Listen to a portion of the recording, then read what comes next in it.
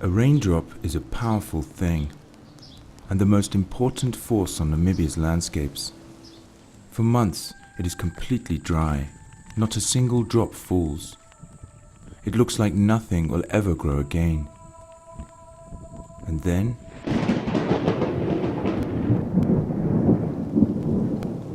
it rains. Raindrops can be beneficial and productive, the creator of life, or they can become a raging torrent of destruction, a liquid knife cutting deep incisions into the soft earth. Rain is the bringer of change, but it can also be the destroyer of entire landscapes. If we cannot manage the landscapes upon which these raindrops fall, water cannot saturate the ground. If this land is not made rainfall ready, the rain that does fall hits this barren ground and rushes away, carrying with it the fertile topsoil, a precious commodity in a desert land where it takes millennia to form, leaving behind nothing but a broken, parched landscape where nothing can grow except invading thorny bushes. By understanding how water acts on the land, our Namibian farmers are readjusting and refocusing their relationship with raindrops to maximize their benefit. These farmers are part of a project looking at landscape literacy, understanding how raindrops work, and understanding how water shapes the land.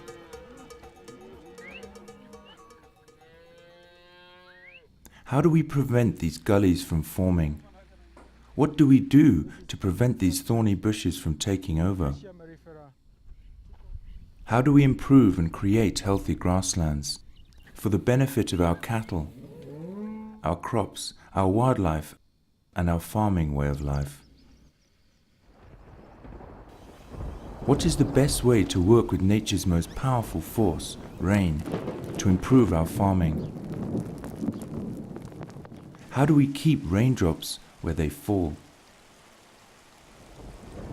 We celebrate when it rains, and then we are devastated when these same raindrops cause massive amounts of damage.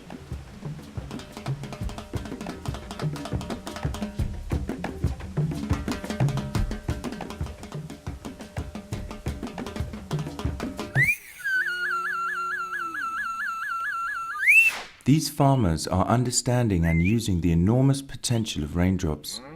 They are learning how to change their own lives for the better. They are understanding how to manage raindrops and change the future of these landscapes.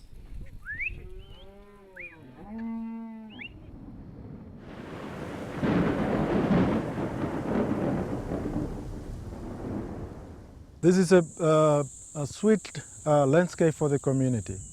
So good soil, sweet land, and it's one of the few areas where you can find perennial grasses that are still green even though it's a dry season area. Ndono mia ekura mapuru wezi rumwe ahiti puru wezi rumwe okahudu kumake hapa pono umutimbulipo aunyo makahakana oje nantengu chondona kyasanango umbona yichi yanji onyingi ochi anyona okutwala aitwala maso kutwala okwo katwalo miliba okucha jikuna chikalupa uli poyanjo kororowa ombura okuroko tip ndalile mwongo mbekira kimino manombuda mu kambwini inyona ile podongo mbendo ile podongo mbokuta kudandi ngamba kwata ngaji mitegimba ina mbekire ko pino pimba hupa mo bina munyo ogo jo bina ndengu jinene ngamamba bu. Many of these problems are from continuous grazing. Badly located waters, continuous grazing. What other outcome is there than dongas? The problem is you have torrential rains. There's always washaways on the road, and you have to rebuild the road. The soil gets less and less, it's more rocky, coming out outcrops. The quadpipe makes quite a lot of erosion. Ukulumbora etu yali pahali morora yalino miyonjo mbonja lino miya na bimwano warwe chipeko ka omilolo ombwina na imbu mutungu lambu chiwe utukuli omilolo mikoto onjo mbwetu utukupira naiko kujo kungula ngai nombo chitungana nepeni kuyandera mbete putuli ona hepero kungula mbu ya uhengama apu peno milola ondo jina hepero jinene. This is the last pen that is left in this area, and most of the other pens have been stolen by the gullies, and it looks like the land is just bleeding. This film is about the fate of raindrops. Do raindrops land on bare soil and erode it, aggravating existing landscape incisions?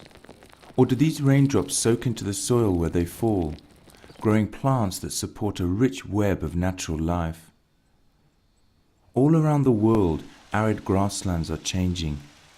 Raindrops no longer provide the positive impacts they once did, and in many cases are now accelerating degradation and producing cascading gully development. The cause of these broken landscapes is the cutting up of the land. The accelerator pedal is poor grazing management and reduced ground cover.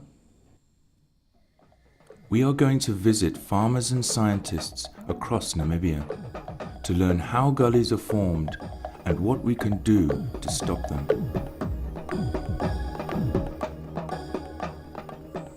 What happened here is that it's a bad management. There is no management. First, all the grasses has been grazed off. This is the dead soil. No grass will grow here because this is very hard kept soil, and even when I hit this stone, it's like hitting another rock. It's a parking area in town where water just come in and washed off. This area, it's not the only area that looks like this. It is the whole area here. Because of the bad management, it happened that the water washed off this topsoil here. And that makes that all the water that is coming here are being washed, and even the topsoil that were here are being washed off into this gully. Nothing will grow here because it's so kept like a concrete, because all the good topsoil have been washed away. How can a seed germinate on a concrete-like hard topsoil? Cattle are using this pass every day to the water points. They move single file, one after the other, from water point to grazing area, from grazing area to water point. Look at the hoof prints. They hammer the soil day and night, and it's so easy to be pulverized. Look how soft or easy it is. Once water comes here, it will be very easily washed away. Maybe 40 centimeters has been dug out. The soil has been washed away. If we don't do anything here, this will all become a big gully and nothing will grow up here. This was a nice sweet land, and with the water comes in here very softly down to here, and suddenly when it's come here, it picks up the speed and it will wash off this soil and eat up this topsoil, and as it takes the topsoil with it and it eats back into this nice sweet land with perennial grasses on top, they will also be washed away, and we can't see any perennial grasses anymore here in the future. What is happening with the water flow to create such deep gullies known as dongas that can eat up entire landscapes? It all starts with a nick point, a place in the landscape where there is a small drop in ground level. A nick point can often be formed when a vehicle track or animal path incises into the landscape. Water only needs a little drop in base height, and as the water flows over the rim of this nick point, the water accelerates. This acceleration acts as a strong physical pulling force to surface water above, creating a channel that becomes turbulent flow as it spills over. As this angry water hits the plunge hole, it eats downwards and sideways, washing away soil, exposing plant roots and washing away vegetation. This cavitation causes the nick point to retreat back uphill, and a gully is formed. What starts as a small nick point in one season erodes backwards and grows into a deep, destructive gully that can eventually eat up the entire landscape. Gullies in size split and cut back, stealing water from the rest of the landscape. Yes, gullies erode soil, but far more devastating is the dehydrating impact on the surrounding soils and land. The heads of dongas literally suck landscapes dry, unplugging fertile flatlands by incision. It's like pulling the plug out of the bath. The land gets starved of water, slowly dries out and dies. This area is about 20 years of erosion. With time it gets eroded and this area has become bigger and bigger and bigger. With years, I think it will be going for kilometers and kilometers in the northern direction.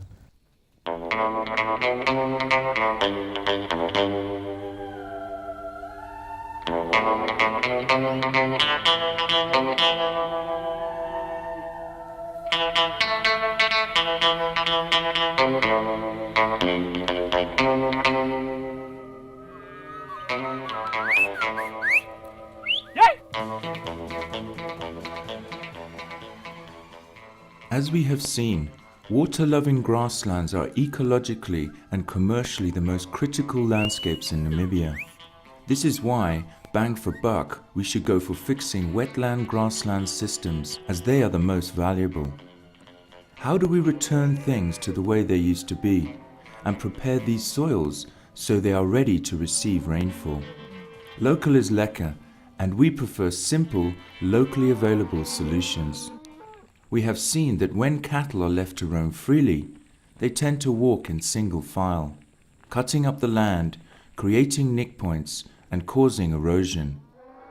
These cattle farmers, though, are using their cattle herds as a mechanical solution, physically herding their cattle to break up the soil and work the landscape. This is one of the best ways to treat grasslands, where cattle become part of the solution rather than the cause of the problems in the first place. Creative kraling is healing these gullies and at the same time fertilizing soils in the kraal and downslope with its nutrient runoff. We are turning problems into positive outcomes. So we came up with the idea of building a kraal so that we put in cattle overnight. We put in a big number so that they can squash. So when they start pushing each other, then they can break the edge of the gully head. It's further smoothened, and there's now fertilization. You can see lots of cow dung. You can see there's dung beetles, which put the dungs in the soil and also decompose the dungs so that this place is being fertilized. You can see that there's lots of trampling. You can also see other different insects which help to fertilize the soil. And the grasses now will establish well, especially the perennial grasses, because it's now more fertile, the urine. And the infiltration, you can see the hoofs of the cattle have broken most of the parts.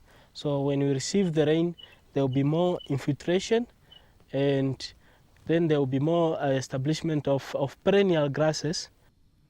Cattle creates living soil. In such a vast landscape, this may seem like a small offering from the heavens, but it is happening all across these landscapes all the time. And because this soil is now rainfall ready, this free fertilizer is not going to be washed away in the next storm. Raindrops will infiltrate where they land, adding rich nutrients and moisture to this small piece of farmland. But when you multiply this by 1,000, this is a big contribution to this farm every single day. Even though these landscapes are continually changing, once you have a level of landscape literacy, You see how water behaves on landscapes and plan in line with its natural dynamics. One common problem is erosion caused by farm roads, where tire tracks can quickly turn into deep gullies. Here in the Aus Oanab Conservancy, 30 kilometers south of the capital Windhoek, farmers are sharing their experiences and ideas how best to site farm roads. They are doing training and remedying a problem at the same time. Woa buoys are strategic speed bumps. They divert and channel the water flow created by vehicle tires cutting into the road. They help the spreading and slowing down of water. Gullies formed by vehicle tracks can be treated this way. But if they are put in when the road is first sited, they can stop these gullies forming in the first place. Because prevention is always better than cure. So the water came out at the water ball and then it spilled in the natural flow. This is wonderful. So it's working. Here, they are blocking the heads of gullies to stop them cutting back. Adding smaller branches from bush encroached species within gullies below ground level, and placing bigger branches up and over the edges of the gullies. This reduces the speed of water, trapping vegetation, soils and seeds in the tangle of branches, and allowing more water to infiltrate. Some bushes are tied to hanging wire to stop them being washed away, and allowing water to percolate through, acting like a kraal in a riverbed. The result of these gully filters gives an indication of what this valley was like before nick points and gullies had formed. The deposition of sediments in the gully encourages perennial grasses to grow and holds the soil in place. Kumbunda ajitwa no kuunguru miroro kuunguru ino mirora njumbo yetu yitwe muno kukanumia njumbo yetu njiye no kupomba muhokane ku starta walukuru muhokane mapeta na hatulemisa yeulisa. Fruitful landscapes are useful for harvesting rainfall and enhancing water distribution across a landscape. Students are transforming a problem into a profit.